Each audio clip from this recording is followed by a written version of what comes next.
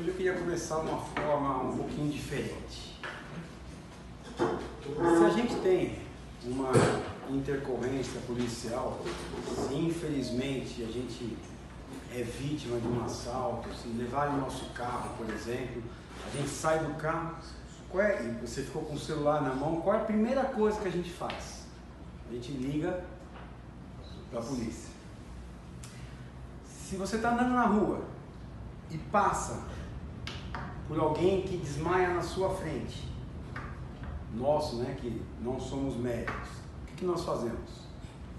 Nós ligamos para o SAMU, ligamos para o socorro.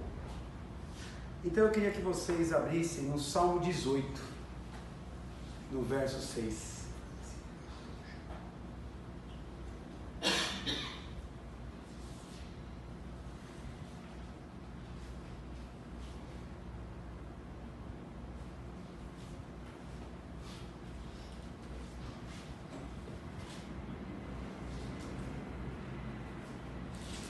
Amém?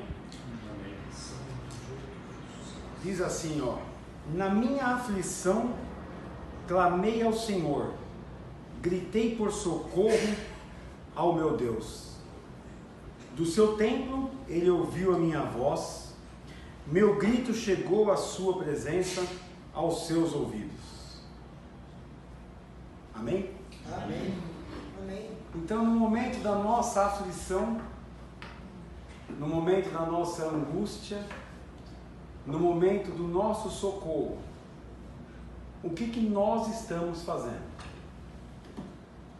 A gente pega o celular e liga para alguém, a gente só lamenta, a gente só chora e não toma atitude nenhuma, a gente liga para um amigo mais próximo, um parente, mas também ligou, contou o problema, se vitimizou.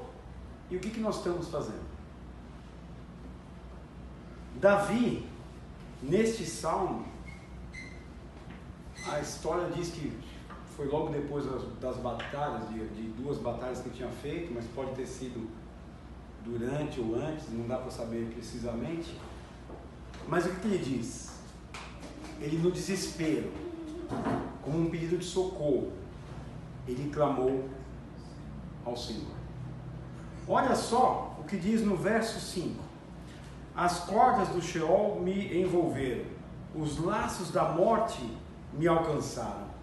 Olha como ele estava desesperado. Sheol significa, em hebraico, sepultura. Seria as cordas do sepultar. Que diz assim, e quer dizer, com essa expressão, ela quer dizer assim, apanhado pela morte e amarrado como um prisioneiro no sepulcro. Quantos de nós não nos encontramos assim? E não falamos para ninguém? Ou até falamos com uma ou duas pessoas. Quanto de nós não estamos numa prisão espiritual? Por dentro, a nossa alma está gritando. Tem gente que deixa transparecer, mas tem gente que faz como aquela viúva que tem um filho, e quando o filho falece, ela está indo embora atrás do profeta, porque ela não pediu para ter o filho. E aí o profeta avista de longe, manda lá um assistente dele, falou, vai lá ver o que ela quer. E aí ele pergunta para ela assim, tá tudo bem? Ela tinha acabado de perder o filho. O único filho, era viúva, era o companheiro dela, e ela fala, tá tudo bem, eu quero falar com o profeta. Ela teve atitude, e foi falar com quem prometeu o filho. Ela chegou e falou assim, não te pedi nada. Qual é a nossa atitude mediante a aflição? Nós já vimos esse caso, ela foi falar com o profeta. Davi, no momento que ele está pela morte, e aí a morte é espiritual, ele está rodeado também dos seus inimigos, ele procurou quem? Ele não ligou para 190, ele não liga para o SAMU. Essa analogia que eu fiz são as alternativas que a gente tem no nosso dia a dia. Mas Davi faz o quê? Na minha aflição, clamei ao Senhor, gritei por socorro ao meu Deus. Deixa eu te falar uma coisa. Davi, a Bíblia diz que ele é um homem segundo o coração de Deus. Ele foi ungido de adolescente, esperou o tempo certo. Saul, por inveja, por ciúmes, tentou matá-lo algumas vezes. Ele teve oportunidade por 2 vezes de matar Saul e não encostou no Saul. Olha o respeito que Davi tinha. Olha que postura, olha que temor a Deus. E ele fala para Saul, ele devolve e fala assim: olha, eu podia ter te matado, mas eu não vou fazer isso com o ungido do Senhor. Davi vencia todas as batalhas. Davi tinha um encontro com Deus nas orações todo dia. Davi não ia para uma batalha sem antes falasse com Deus. E não importa o número de soldados que Davi tinha, Deus dava a estratégia e Davi vencia as batalhas. E a Bíblia diz: na minha aflição. E aí eu te pergunto hoje, qual é a tua aflição? E na tua aflição, qual é a tua atitude? E se Davi era um homem segundo o coração de Deus, era um homem que tinha intimidade com Deus, ele tem aflição. Ei, não é problema nós termos aflição, porque a Bíblia diz que Davi estava aflito. A Bíblia diz o que nós já sabemos naquele versículo já: no mundo tereis aflição, mas tem de bom ânimo, porque eu venci o mundo. Foi Jesus que falou. A pergunta é: o que nós estamos fazendo com a nossa aflição?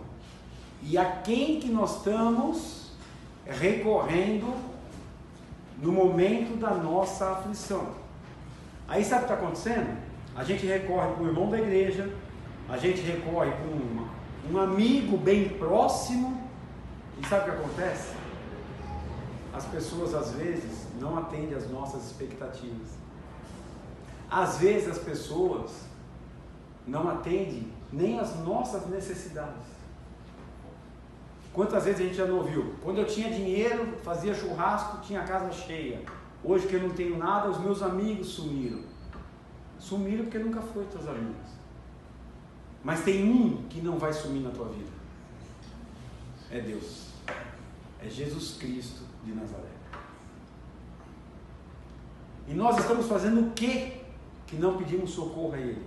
A gente entrega o problema para Ele, mas não entrega. Eu entrego com reserva. Ó, Deus, está aqui, ó. Tá? Mas posso telefonar para não sei o que, não sei o que lá? Está aqui esse meu problema, mas posso pedir um dinheiro no banco? A gente ora por providência financeira, ao mesmo tempo terminou de orar, não esperou a resposta de Deus e liga para tentar fazer um empréstimo, pagar um juro com a agiota, e se enrola cada vez mais, e se enrola cada vez mais, chegando até no final pela culpa em Deus. Mas Deus não me escutou. Deixa eu te falar, às vezes a gente não dá nem tempo de Deus responder. Não sei se isso só aconteceu comigo, porque comigo aconteceu várias vezes. Aconteceu com Abraão, aconteceu com Davi, aconteceu com Moisés, com todos os grandes personagens bíblicos. Erraram. Só que olha só, o que diz um pouquinho mais para frente. A terra tremeu e agitou-se, e os fundamentos dos montes se abalaram, estremeceram, porque ele se irou. Deixa eu falar uma coisa para vocês. Quando a gente coloca o joelho no chão, quando a gente chora para Deus, quando tocam na gente com injustiça, não agrada a Deus.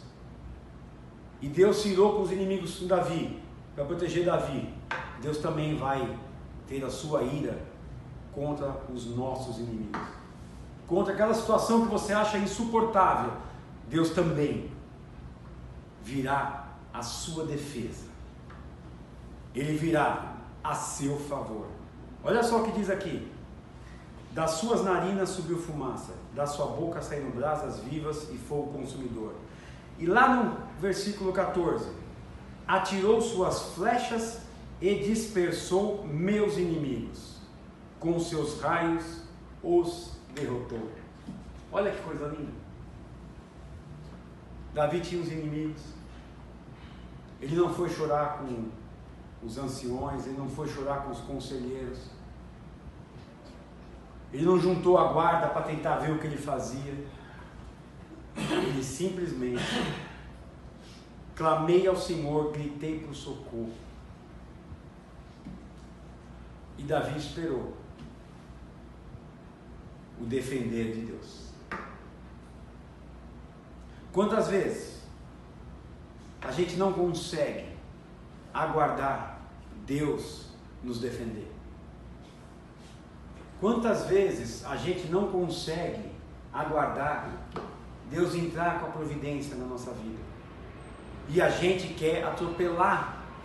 E a nossa maldita mania de tentar ajudar a Deus. Deixa eu te falar, Deus não precisa da tua ajuda e nem da minha ajuda. Nós é que precisamos da ajuda de Deus. E no dia a dia nós estamos invertendo as coisas. Nós estamos invertendo os papéis. A gente quer também sair resolvendo o problema de todo mundo. A gente nem ora para perguntar para Deus: Deus, o que eu faço? A gente abre um negócio, não consulta a Deus, depois fala assim: Deus me deu um negócio. Eu ouço isso, até tenho um pouco de medo, eu estremeço um pouco, falo: Deus te deu um negócio? Foi. Você orou para Deus para pedir um negócio, você abriu jejum, seja o que você fez, você orou acerca disso? Não, mas Deus me deu. Eu falei: como é que Deus te deu, você não pediu? Ah não, mas a Bíblia diz que Ele te dá infinitamente mais do que você pede. Opa, é do que você pede. Deus atende os anseios do nosso coração, mas as pessoas têm colocado palavras na boca de Deus, têm colocado títulos que Deus fez, que Deus faz aquilo, que faz aquilo outro, sem consultar Deus.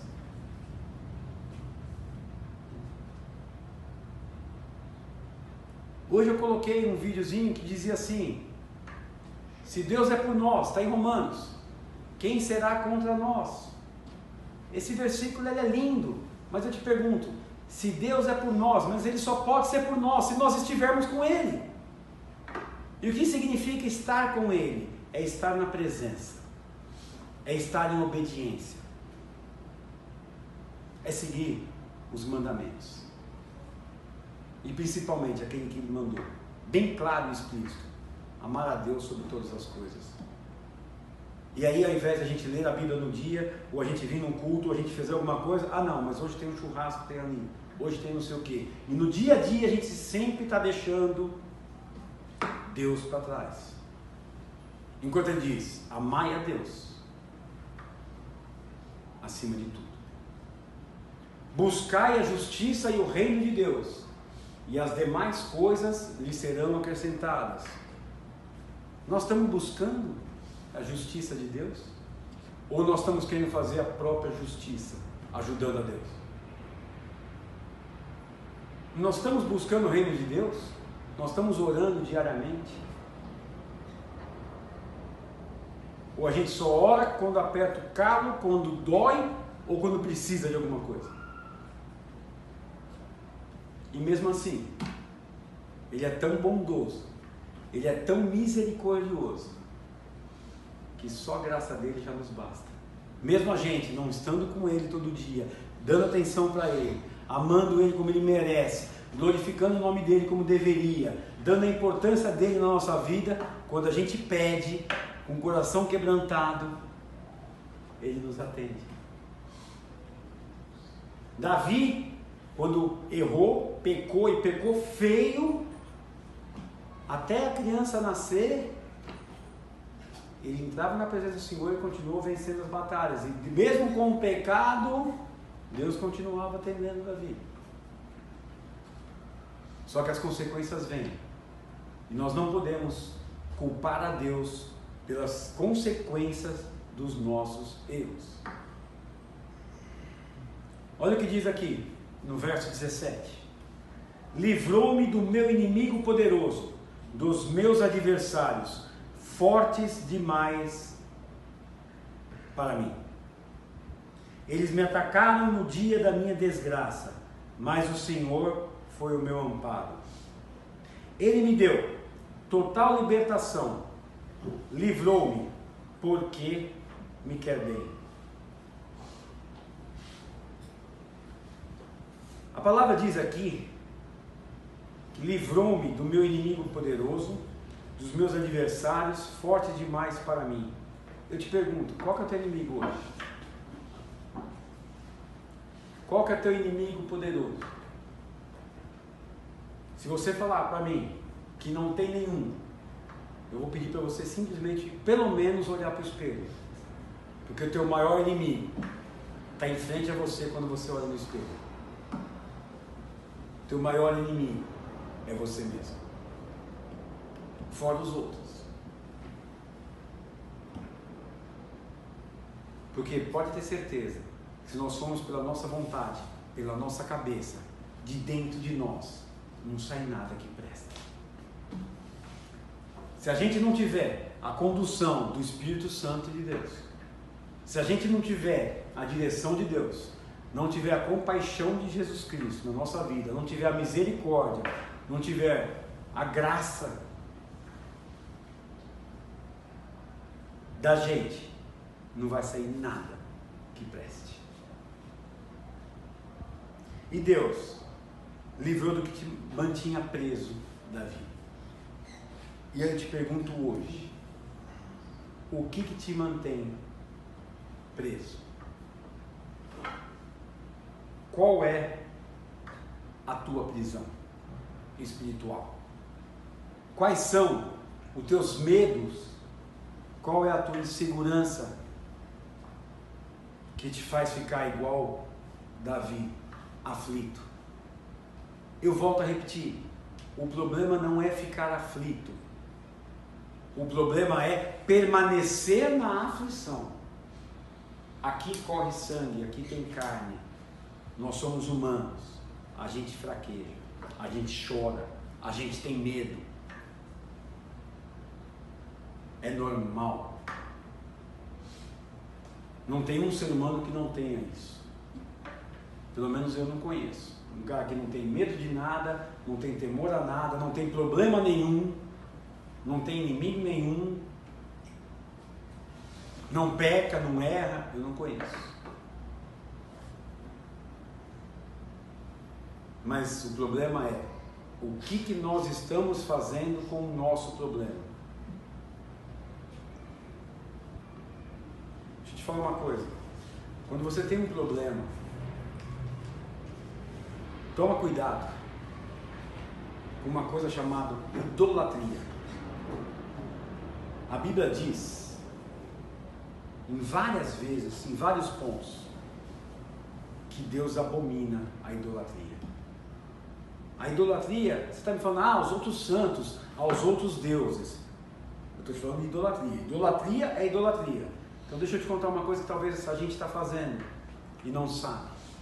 Quando você vai dormir pensando no problema, você acorda pensando no problema, você toma café da manhã com aquele problema na tua cabeça, você almoça com aquele problema na cabeça, você janta com aquele problema na cabeça, e aquele problema não sai da tua cabeça, ele te acompanha o tempo inteiro, inclusive que ele te faz esquecer de quem é Deus na tua vida, você está idolatrando o teu problema. O teu problema passou a fazer parte do seu dia a dia, e ele te ocupou maior lugar para Deus. E Deus abomina tudo aquilo que toma o lugar dele. Que o lugar de Deus é um lugar de honra. É para ele toda a honra e toda a glória. E a pergunta hoje, para nós encerrarmos, é: quais são os nossos problemas? Nós vamos orar, terminando aqui, para que de uma vez por todas a gente venha entender que Deus é Deus na nossa vida. Para que uma vez por todas nós venhamos a entender que nós teremos aflições, mas que Deus é conosco, e que Ele venceu o mundo, Ele venceu a morte, e se nós estivermos com Ele, Ele segura a destra da sua mão. Ele diz que 1000 cairão ao nosso lado e 10.000 à nossa direita, e nós não seremos atingidos. O que significa isso? Você não vai para um campo de batalha e vai ter 11.000 pessoas, 10.000 vão cair. Não! Está dizendo o seguinte: nada que vem à tua direita, nada que vem à tua esquerda, para atingir você, para te tirar do meio, do foco, do caminho, vai te atingir. Porque Deus é com você.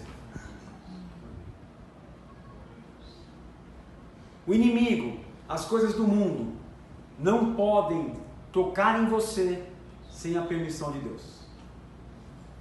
E assim como Deus fez com Jó, que ele falou, pode tirar o que ele tem, toca nele, mas não toca a vida. Pode ver que as 2 vezes Deus deu ordem a Satanás, tira tudo que ele tem, porque Satanás falou assim, é fácil, foi Deus que falou, tá vendo aquele lá, ó, é meu filho, aquele lá não me nega.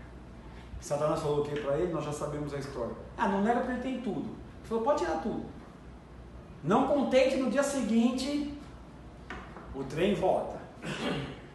E aí que ele fala, mas ele tem saúde, tem tudo. Então tá, toca na saúde dele, mas não tira-lhe a vida. Então se você está passando por um momento hoje de aflição, edifica a sua fé, fortaleça a sua fé. Porque se você está passando, é com a permissão de Deus. E Deus não vai permitir que você passe mais do que você suporta passar. Porque Ele é Deus. Ele é Deus de justiça. Ele é justo. A palavra, se nós lermos, não basta só ler, basta viver. A palavra diz, o choro pode durar uma noite, mas a alegria vem pela manhã. A gente sabe os versículos, mas a gente não está conseguindo no dia a dia de hoje viver os versículos. É fácil? Não.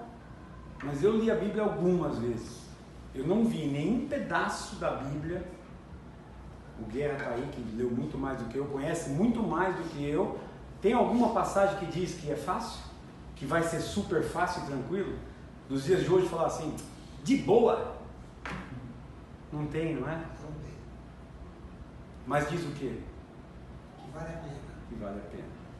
Que tem a eternidade. Que Ele vem nos buscar. Que nós vamos estar com Ele até... Que Ele está conosco até a consumação dos dias. Até o final. Ele está dizendo, pede que eu te dou. Clama a mim que eu te escuto.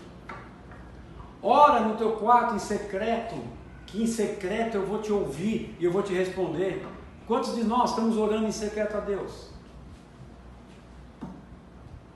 A gente está precisando pedir socorro para a pessoa certa, mas a gente está precisando aguardar a providência dEle, saber ter a paciência para aguardar a providência dEle, a solução dEle. E a gente está precisando muito viver a palavra dEle. Falar a palavra dEle, um estudioso fala. É só ele ter tempo e boa vontade, ele estuda a Bíblia e vai falar. Eu costumo brincar que até o papagaio repete. Se você ensinar, o papagaio vai repetir. Mas existe uma diferença entre ler a Bíblia e viver a Bíblia. Amém?